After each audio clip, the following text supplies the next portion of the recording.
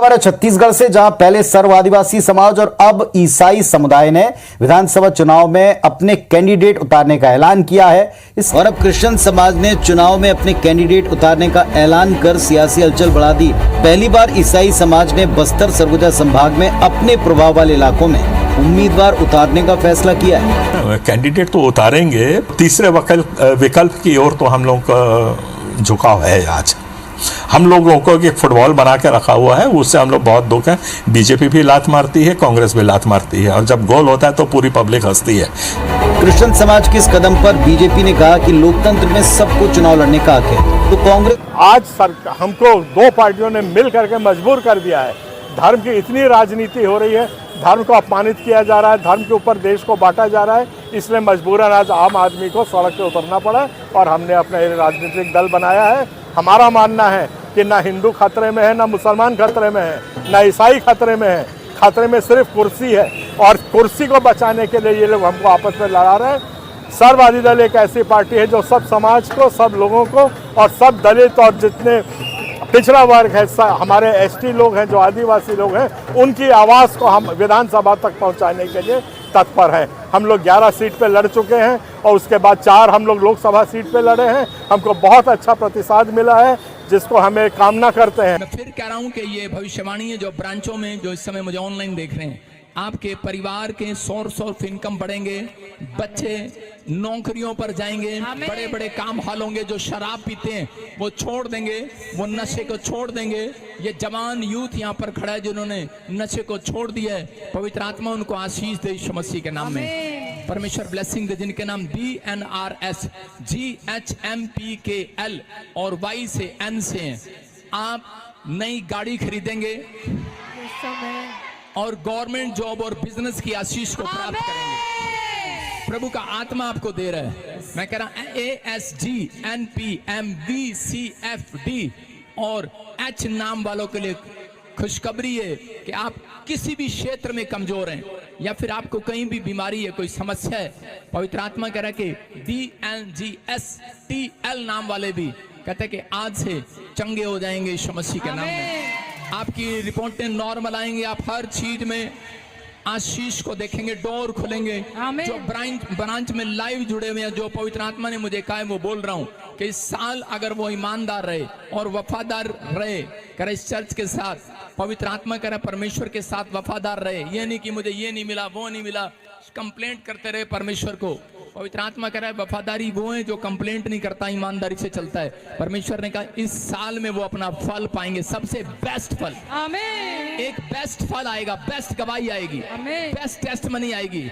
जिनकी जॉब फौज में, पुलिस में, कोई टीचर लाइन में किसी ने भरी थी और वो रुकावटों के कारण किसी कारणवश रोक दी गई या नहीं मिल रही है, परमेश्वर का आत्मा कह रहा है जिनकी छिन गई थी या फिर कोई प्रॉब्लम हो गया, उनको निकाल दिया गया या कोई भर्ती कैंसिल हो गई है, परमेश्वर का आत्मा कह रहा है उसी नाम पर आपको फिर से बुलाया जाएगा।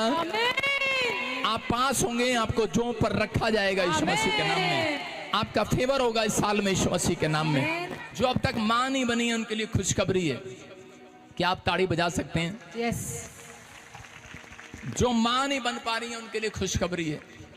पवित्र आत्मा मुझे कह रहा है जो बाप नहीं बन पा रहा है उनके लिए खुशखबरी है। जिन माओं ने अपने बच्चों का सुख नहीं देखा उनके लिए गुड न्यूज है, वो सुख देखने वाली है। परमेश्वर ने कहा कि ए नारी, उस समय में वो चिंता कर रही थी और वो क्रूस पर था, उसने उस नारी की चिंता किया। भविष्यवाणी है उन लोगों के लिए जो इस समय यहाँ पर खड़े हैं। सबको जय मसीह की। सब फिट है और सब अच्छे हैं। परमेश्वर की दया हम पर भरपूर है।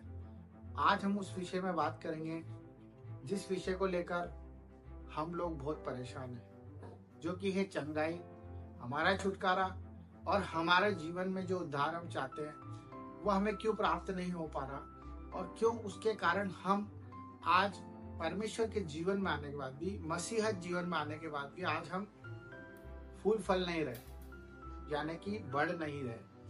तो मेरे भाई बहनों, मैं आपको वो वचन बताने जा रहा हूँ, वो परमेश्वर की बात बताने जा रहा हूँ जिसके वजह से आप आज नहीं, इसी पल वो चीज को महसूस भी कर पाएंगे और आप अपना छुटकारा भी कर पाएंगे और अपने भाइयों के लिए भी आप उस बात को रखकर छुटकारे की तरफ जा सकते हैं।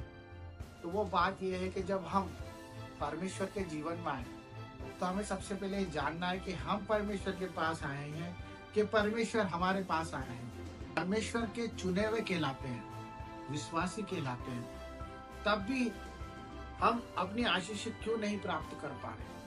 क्यों हमारे जीवन में आज भी हमें अंधकार दिख रहा है?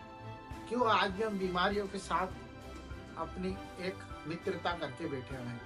क्यों हम अपने कर्जों में लपटे हुए हैं? क्यों हम अपने सम्मान को खोते जा रहे हैं जो प्रभु यीशु ने हमारे लिए क्रूस पर जान दी? मेरे भाई बहनों, ये सच बात है। वो पापी नहीं था, परंतु पाप को लेकर क्रूस पर अपनी जान दी। वो पापी नहीं था, पर उसने सारे विश्व का पाप लेकर अपनी जान दी ताकि हम अच्छे जीवन जी पाए, हम डार्कनेस से ब्राइटनेस की तरफ जा पाए, हम उजाले में प्रकाश में हो जाए और हमारी जिंदगी को बेहतर देख पाए। क्योंकि परमेश्वर ने अपने इकलौते पुत्र को भी नहीं रख छोड़ा हमारे लिए कि हम अगर इस दुनिया में आए हैं तो हम उसके पुत्र के समान जीवन जिए, जिस तरह से उसने निष्पाप होकर भी दूसरों की बुराइयों को ले लिया और हमारे लिए जिंदगी दे दी। यही बात है। तो सच्ची धार्मिकता मैं आपको बताना चाहता हूँ कि जब हम चंगाई छुटकारा अपने जीवन में परमेश्वर की उपस्थिति को देखना चाहते हैं तो हमें सबसे पहले परमेश्वर की धार्मिकता को लेना होगा। धार्मिकता ये नहीं है कि हम किसी के लिए मदद कर रहे हैं, किसी को पैसा दे रहे हैं, चैरिटी कर रहे हैं, या रेगुलर चर्च जा रहे हैं, या हम एनीवे परमेश्वर को दिखाने के लिए या किसी और को दिखाने के लिए काम कर रहे हैं। धार्मिकता वो है जो प्रभु यीशु को ग्रहण करती है, उसके उस बलिदान को यकीन करती है और विश्वास के साथ ये मानती है कि हाँ, जो उसने कलवरी के क्रूस पर लहू बहाया है वो मेरे पापों के लिए है, मेरे गुनाहों के लिए। अगर आपने ये स्वीकार कर लिया तो ये सब कुछ आपके लिए इस दुनिया में आसान हो जाएगा। आपकी सारी परेशानी, कर्ज, रोग, बीमारी आपसे दूर भाग जाएगी, क्योंकि आपने उसकी धार्मिकता को पहन लिया, क्योंकि उसने आपकी पापों को ग्रहण कर लिया। मेरे भाई बहनों, ये वो सच्ची धार्मिकता की बात है जिस पर अगर आपको आज यकीन है तो आपका उद्धार कोई नहीं छीन सकता, क्योंकि परमेश्वर का वचन कहता है कि तू उसके राज्य की और उसकी खोज कर तो ये सब चीजें भी तुझे मिल जाएगी। सारी राज्य वैभव भी तुझे मिल जाएगा, चंगाइयाँ भी मिल जाएगी और छुटकारा भी मिल जाएगा। तो परमेश्वर के इसी वचन पे आप अमल करें और आप संसार को दिखाने के लिए नहीं जिए।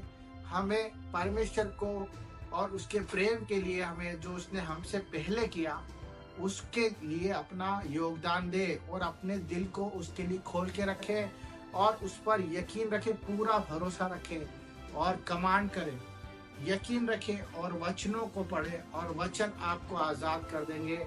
आप बुराइयों से दूर रहे, परमेश्वर के वचन पे बने रहें और धार्मिकता की झिलम को पहन ले और उसके हथियार जो वचन है उसको पकड़कर अपनी जिंदगी के सारे बंधन तोड़ दे। सबको जय मसीह की। आपकी चंगाई आपके मुंह में है। धन्यवाद।